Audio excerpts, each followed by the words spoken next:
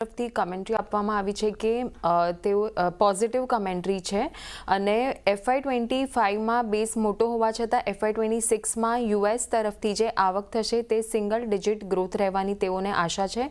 Patent અંગે court case છતાં અત્યારે યુએસમાં માયરેબેટ્રિકની જેનેરિકનું વેચાણ તેઓ ચાલુ રાખશે।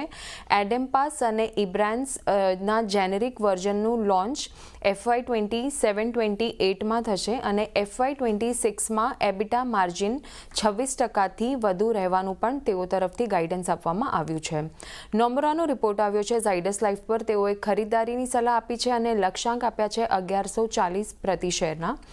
FY26માં નું જે ગાઈડન્સ છે તે અનુમાનથી વધુ છે અને કંપનીને અપેક્ષા છે કે FY26માં ભારતનો વિકાસ માર્કેટ કરતાં વધુ થશે અને વેક્સિનના વેચાણમાં પણ વધારો થશે। તો આ રીતે અપડેટ આવતી જોવા મળી છે।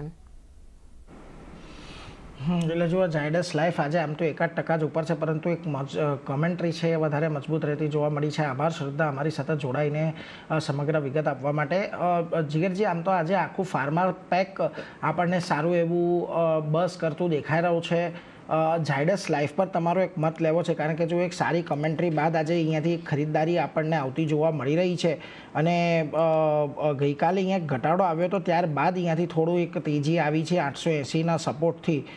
શું મત અહીંયા બનતો દેખાઈ રહ્યો છે? અને જો આ સિવાય પણ અન્ય કોઈ સ્ટોક તમને આજે થોડાક ગમી રહ્યા હોય ફાર્મામાંથી તો કયા હશે? સૌથી પહેલા તો ઝાયડસ લાઈફની વાત કરીએ આપણે। ઝાયડસ લાઈફમાં જે રીતે સેટઅપ વીકલી ચાર્ટ ઉપર છે એ જોઈને લાગે છે કે બોટમ આઉટ થઈ રહ્યો છે, બટ ઓવરઓલ ઇમિડિયેટલી આપણને કોઈ ડાયરેક્શનલ મૂવ આમાં નહીં દેખાય। તો આની અંદર બાય ઓન ડિપ્સની આપણે એક સ્ટ્રેટેજી યુઝ કરી શકીએ છીએ। કરંટ ભાવે 860-870 સુધી પણ મળે તો 3 થી 4 મહિનાનો વ્યૂ રાખીને આપણે બાય કરી શકીએ છીએ અને સ્ટોપ લોસ આપણે લગાડશું 800ના નીચે અને ટાર્ગેટ લઈને ચાલશું 1025ના ઝાયડસ લાઈફની અંદર। વેરેસ બીજો સ્ટોક જે ગમી રહ્યો છે બેઝડ ઓન ઇન્ટ્રાડે મૂવમેન્ટની અંદર એ છે ડોક્ટર રેડ્ડીઝ છે। ડોક્ટર રેડ્ડીઝમાં અગેન હાયર લેવલ્સથી એક રિજેક્શન આવ્યું છે, બટ ઓવરઓલ ડેલી ચાર્ટ ઉપર એક સારું એવું દેખાઈ રહ્યું છે કે મોમેન્ટમ ગેઇન કરી શકે છે। તો આની અંદર બાઇંગની સલાહ રહેશે। સ્ટોપ લોસ આપણે 1215ની નીચે રાખશું ડોક્ટર રેડ્ડીની અંદર અને ટાર્ગેટ લઈને ચાલશું 1275।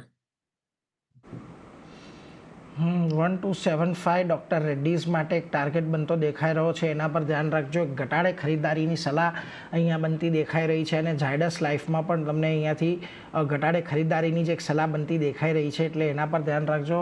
ફાર્મા સ્ટોક્સમાં અહીંયા થોડીક પોઝિટિવિટી જોવા મળી રહી છે, પરંતુ એ સાથે